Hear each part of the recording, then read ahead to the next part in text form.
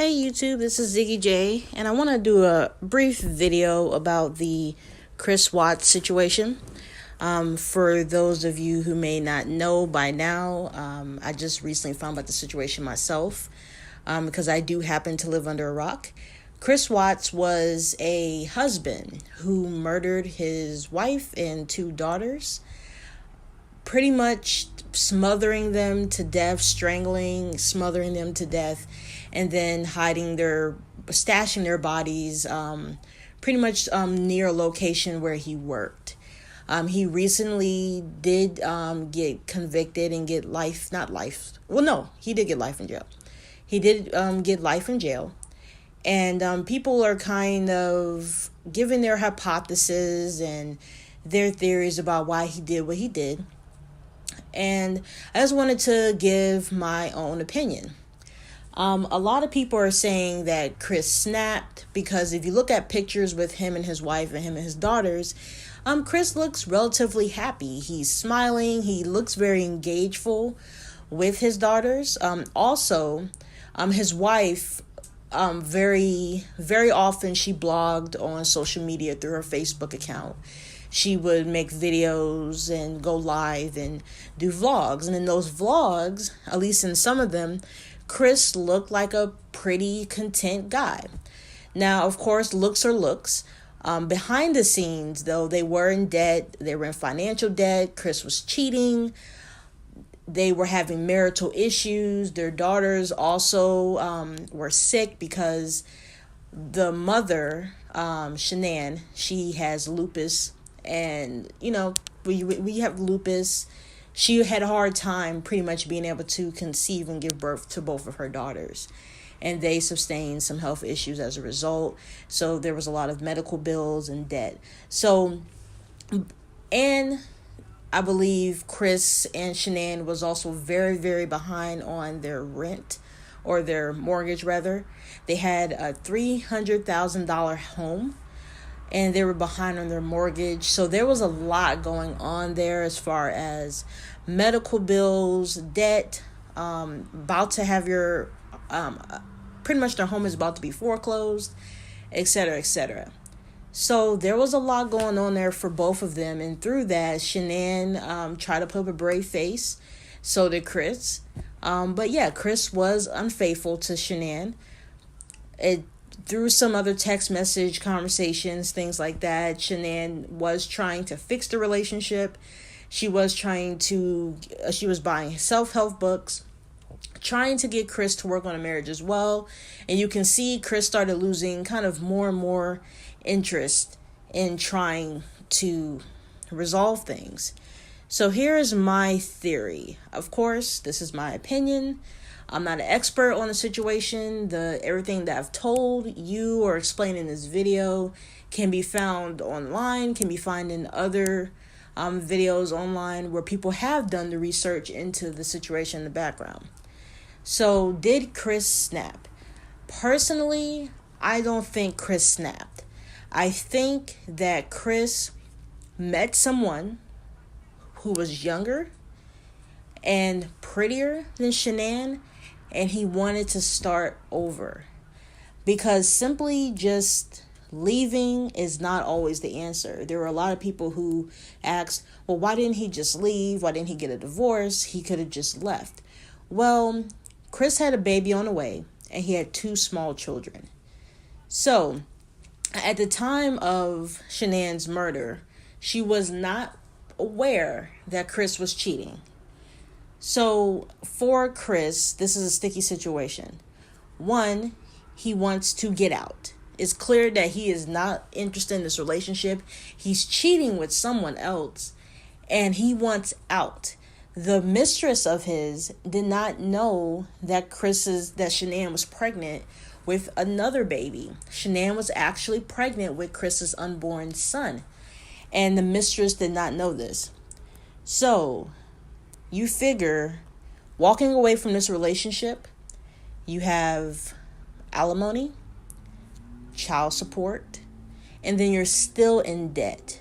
And then there's the shame of, your family members and friends with, cheating, finding out that he was cheating and divorce.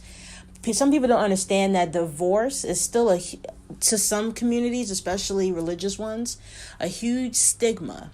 And it's something that is shameful, and it's something that is looked down upon still in society.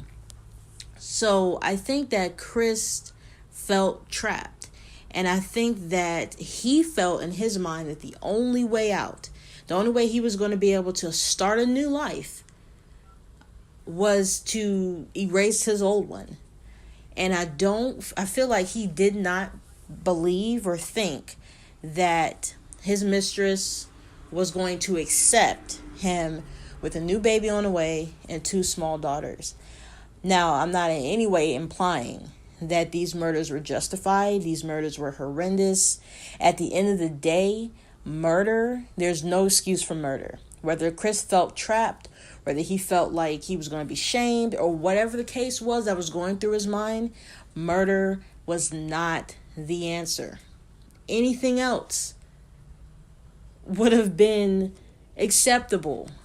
No, short of violence, of course. Anything else would have been acceptable but that.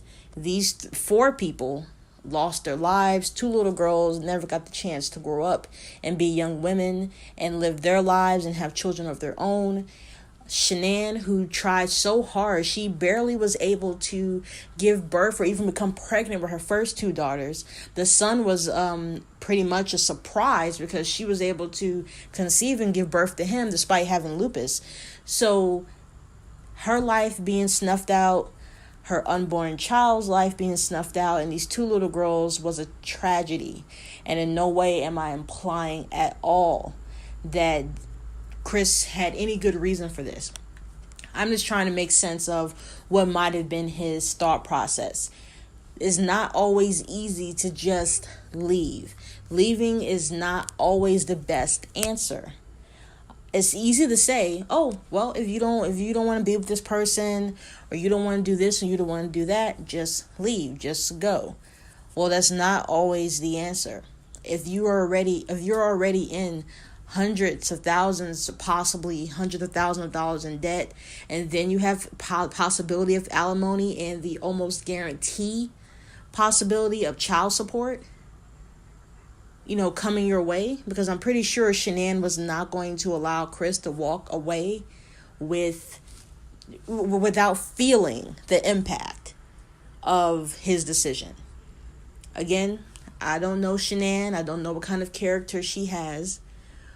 But I can pretty much guess that she would not have allowed him to walk away clean.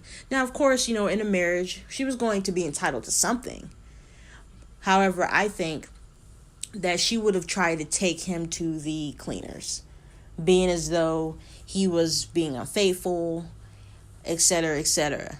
So I think that Chris felt trapped. He knew that he did not want to stay. Obviously, staying was not an option.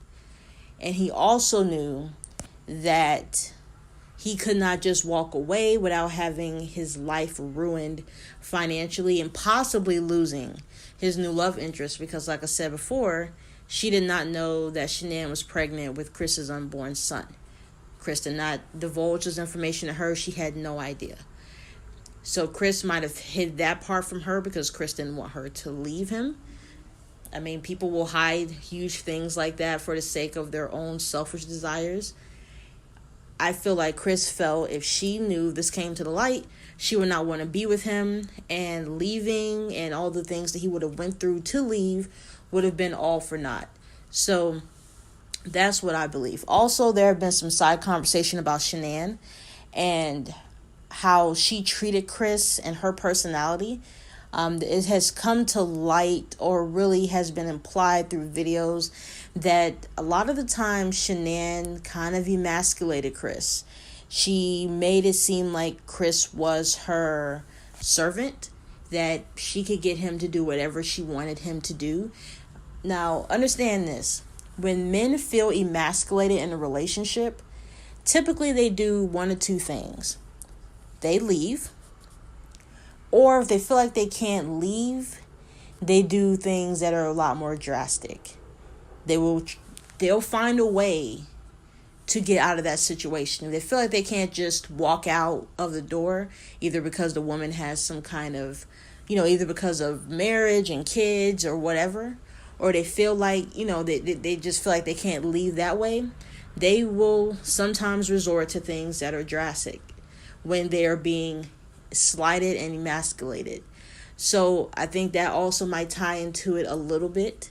Chris might have felt, because after all, nobody knows but him, he might have felt emasculated by her.